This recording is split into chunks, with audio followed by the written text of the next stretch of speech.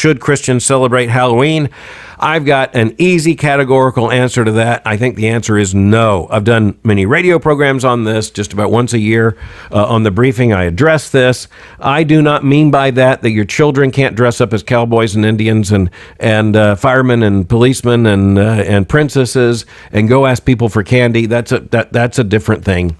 But we cannot celebrate Halloween, which is, after all, a celebration of paganism and is deeply, deeply, and I mean centuries long, rooted in occult practice.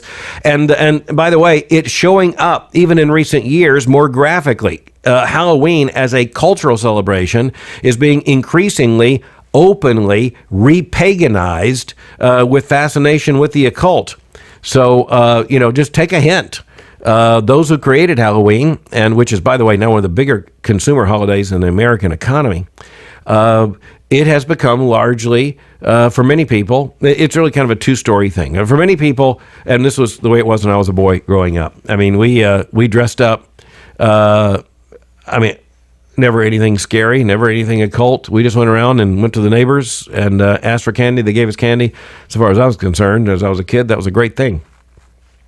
I think it's wise for a lot of Christian parents to rethink even that, just given some of the stuff that goes on. But again, in a neighborhood where you know people and there's no paganism and no one acts like there is, it's kind of a fall festival, it can be pretty innocuous. But when it comes to what was asked here about celebrating Halloween, that's where I can be categorical. No, we can't celebrate Halloween. That's just celebrating paganism, rightly understood. Good question, though. What are your thoughts on Halloween?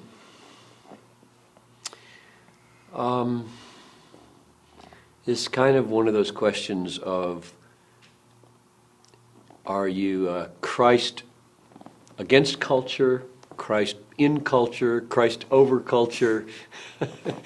And I would guess that at our church there would be people from one end of perspective to the other. That is, we don't want anything to do with that demonic holiday, and why would you even be involved with that at all?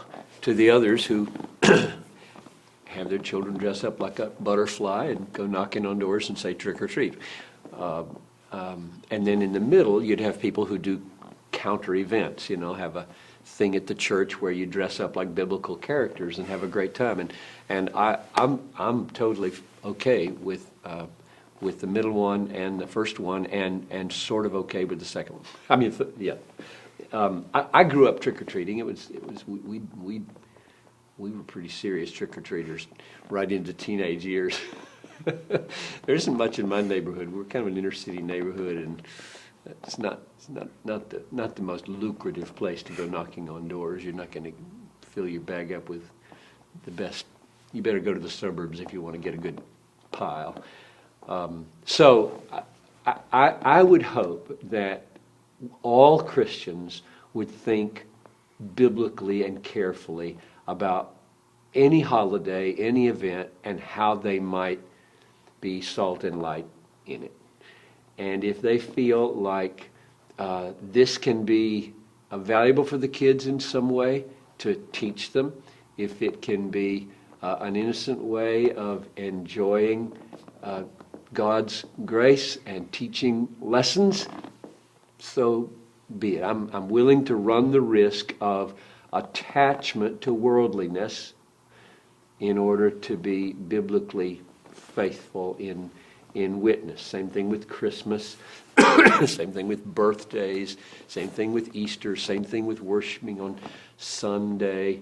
All these things have pagan connections, and so I want to be loose and broad and give freedom to the believers to find their way to be most effective. So I respect those who are renouncing it as too connected with evil, and I respect those who say, no, let's redeem it and penetrate it and use it.